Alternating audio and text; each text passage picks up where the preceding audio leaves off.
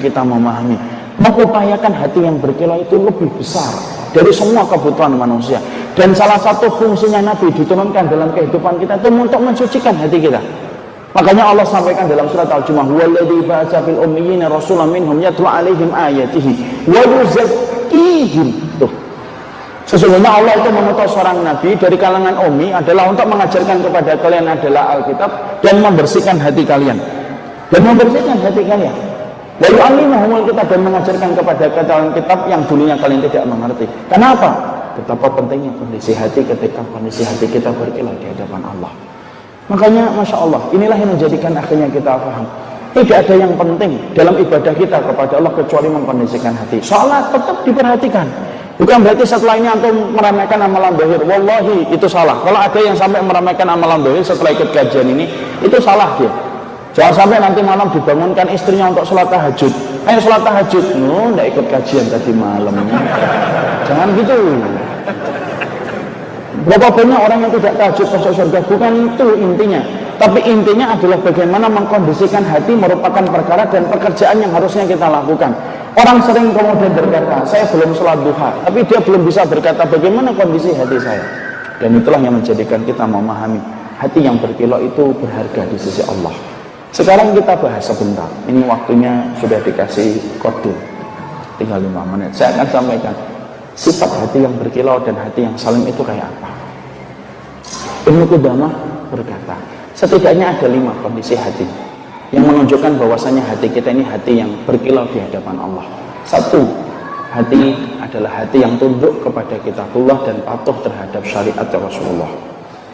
Kalau ada hati kemudian dia tunduk kepada kitabullah dan sunnah, itulah hati yang kemudian salim ya, jadi tidak kemudian hati yang salim itu kemudian ditunjukkan dengan ini dan itu sifatnya, tapi hati yang salim itu sifat yang pertama.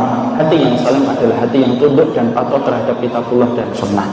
Kalau ada manusia, kalau setiap mendengarkan ayat, mendapatkan hadis, kemudian dia terima dan kemudian dia langsung merespon setiap ayat yang dia dapatkan dan hadis yang dia peroleh, maka itu hatinya sehat.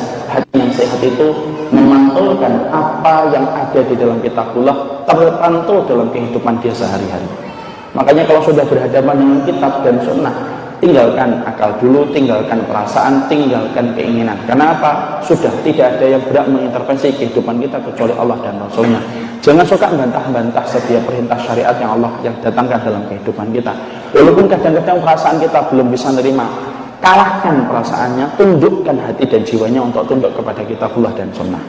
Saya pernah punya pengalaman, ini saya sharing sebentar, saya minta waktu tambahan 5 menit. Maka saya pernah ngajar di satu tempat di Jakarta. Saya ngajar kitab Riyadhus Shalihin itu urut dari awal. Sudah hampir 2 tahun, 3 tahun. Akhirnya sampai pembahasan adab makan. Tentunya antum paham ya, adab makan. Makan itu tidak boleh kita bersandar, tidak boleh kemudian kita mencela, tidak boleh niup, dan banyak sebagainya. Dan salah satu sunnahnya kita kalau makan itu apa? Kalau kita menggunakan tangan, maka kemudian disunahkan bagi kita menjilat dari bekas makanan yang kita pakai dengan tangan. Itu disunahkan, artinya boleh dilakukan, boleh tidak. Saya sudah menjelaskan, kalau mengamalkan sunnah ini tolong jangan terlalu demonstratif, diperlihatkan ke setiap orang. Dilakukan dengan baik, ditutup supaya kemudian tampak sopan dan menghargai perasaan orang. Ternyata kemudian ketika saya lagi menyampaikan itu, ada jamaah bapak-bapak yang semoga Allah merahmati beliau, memberikan hidayah kepada beliau mengatakan, "Afwan Ustaz, maaf Ustaz, jangan dilanjutkan dulu." Loh, iya Pak, belum saatnya pertanyaan. Oh, bentar, nggak usah dilanjutkan dulu. Belum pertanyaan Pak. Enggak, saya enggak kuat ini, saya harus menyampaikan. Apa yang disampaikan? Dia mengatakan, "Pak, ini tuh Ustaz, antum banyak masalah yang lebih penting, antum cuma ngajarin bagaimana kemudian menjilat jari jemari." Saya, "Maaf Pak, ini kajian kitab Pak. Kalau masalah niat, muraqabah, kemudian masalah-masalah yang lainnya sudah kita bahas. Ini kita masalahnya bab adab makan. Bapak mungkin baru hadir di sini, akhirnya ngertinya kita membahas ini. Padahal ini dari awal Pak, kajian kitab. Saya tetap tidak setuju syariat ini. Loh, hadisnya sahih Pak, riwayat Muslim. Menurut saya menjijikkan." Loh, kok menjijikkan Pak? Kalau menjijikkan ya maaf, berarti Rasulullah itu menjijikkan ketika mencontohkan itu. Saya ini sudah haji 5 kali ya. Saya akan sholat, saya akan puasa, tapi saya tidak akan terima syariat ini. Maaf Pak, maaf betul. Syariat itu tidak butuh persetujuan kita. Ini siapa kita? Allah itu yang memiliki syariat, dan syariat itu tidak memilih persetujuan dari kita. Akhirnya beliau mengatakan tidak setuju. Saya masih ingat betul reaksi yang dilakukan oleh beliau, dibanting itu pecinya. Alhamdulillah yang dibanting peci. Kalau handphone kan lebih bandar dia. Dibanting itu kemudian pecinya. Kemudian dia setelah itu dia menyampaikan kata-kata yang panjang, saya dengerin aja. Setelah itu kemudian dia bangkit berdiri. Kemudian dia panggil istrinya, "Mah, ayo kita pulang, Mah." "Pak, saya bacakan dulu satu ayat, Pak." Sambil kemudian beliau tidak terlalu menggubris, saya bacakan. Ada satu ayat di dalam Al-Quran surat Al-Hujurat yang kedua, "Ya ayyuhalladzina amanu la tarfa'u aswatakum fawqa sautin nabi wa la tajharu lahu bil qawli kajari ba'dukum li ba'din antah wa ta'amalukum wa antum la tash'urun." Wahai orang yang beriman, jangan mengangkat suara lebih tinggi daripada suaranya Rasulullah, karena itu mampu menghapuskan amal-amal kita. Para ulama berbeda dalam masalah tafsirnya, tapi saya berkata, Pak, kita ngangkat suara di hadapan Rasulullah disuruh untuk merendahkan suara. Kalau suara saja disuruh merendah di hadapan Rasulullah, apalagi kalau kita sampai bantah perkataan Kanjeng Nabi, perkataan Rasulullah, Pak. Tapi ternyata beliau tidak mau terima, dia pulang. Saya kemudian mikir, Masya Allah, saya tidak benci sama beliau, tapi saya sampaikan, kita ini memiliki hati, kalau hati kita disebut salim akhi, hati yang salim itu hati yang patuh dan tunduk terhadap kitabullah dan sunnah. Masalah kita menjilat itu malah saya kok bingung ya, kenapa dikatakan menjijikkan? Karena ini tangan-tangan kita sendiri. Kecuali saya menjilat tangan orang lain, nah itu baru menjijikkan. Yang lebih menjijikkan itu sebenarnya pakai sendok ketika kita makan di warung makan. Coba sekali-kali kalau kemudian ada orang yang jualan lodeh di depan itu. Jualan lodeh sudah berapa tahun, Bu? 5 tahun. Seharinya berapa piring? 100 piring. Antum hitung aja 100 kali, berarti sendok itu sudah masuk 100 mulut kali 5 tahun. Lihat itu sendok itu. Itu harusnya lebih menjijikan kalau kita mau berpikir. Tapi itulah yang terjadi saat itu. Beliau tidak mau dan beliau sudah pergi. Semoga saya memberikan doa saya kepada beliau dan kita semuanya dapat hidayah. Tapi itu salah satu tanda bahwasanya ketika kita ingin memiliki hati yang salim itu simpel kok. Hatimu patuh kepada syariat, patuh tanpa syarat, taat tanpa tapi.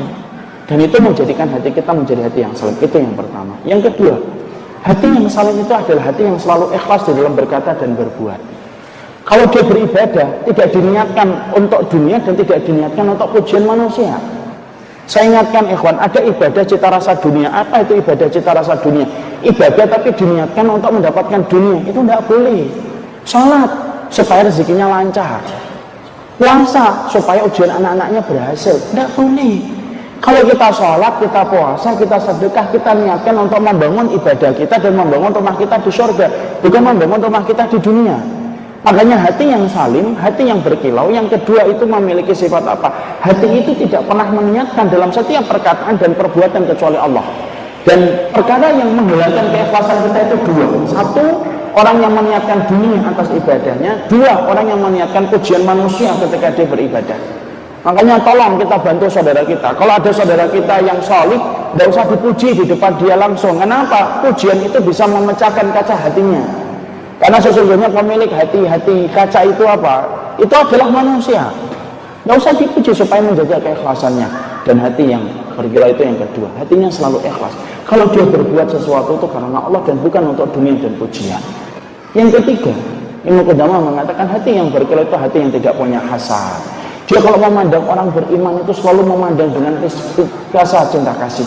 Dia kalau memandang orang beriman itu dikasih udut terhadap apa yang dikerjakan olehnya. Makanya hati mereka selamat dari masalah keterikatan kepada kebencian. Mereka tidak ada benci kepada orang yang beriman. Selama mereka beriman kepada Allah, Rasulnya, beriman pula kepada para sahabat. Intinya tiga, beriman kepada Allah, Rasul yang ngikutin para sahabat, itulah orang yang beriman. Diikutin sama dia, maka kemudian dia mencintai orang itu apapun yang terjadi. Dan itu kemudian yang ketiga. Ini penjelasannya panjang dalam masa-masa yang poin, tapi kita singkatkan. Yang keempat, kemudian apa pemilik hati yang ikhlas itu? Memiliki hati yang berkilau. Yang keempat, pemilik hati yang betul-betul berkilau itu apa? Sesungguhnya akan nampak bagaimana akhlaknya itu baik.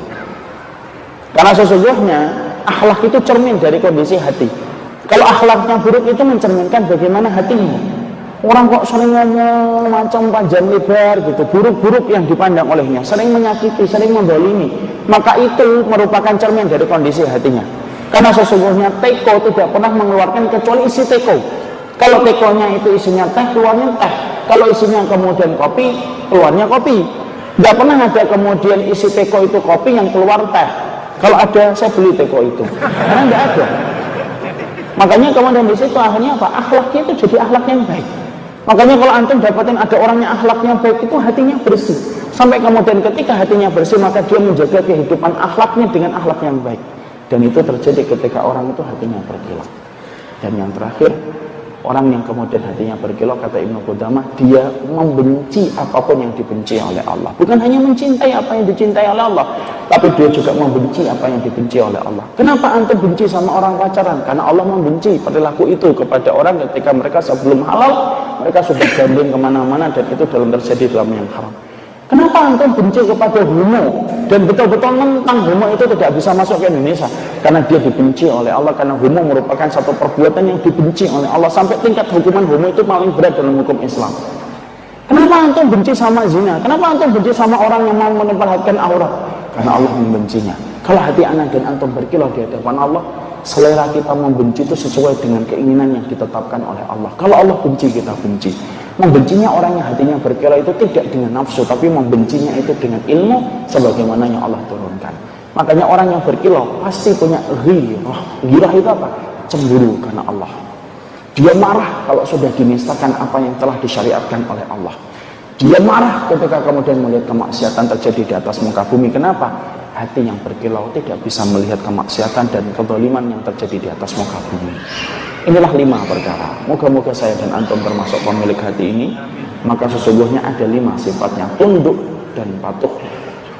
Maka itu termasuk hati yang berkilau di hadapan Allah. Kemudian ikhlas di dalam berkata dan berbuat. Hati yang berkilau adalah hati yang senantiasa dia itu memiliki rasa cemburu karena Allah Subhanahu wa taala. Hati yang berkilau, maka dia kemudian membenci apa yang dibenci oleh Allah. Itulah sifat-sifat hati yang berkilau, dan semoga kita termasuk orang yang memperhatikan.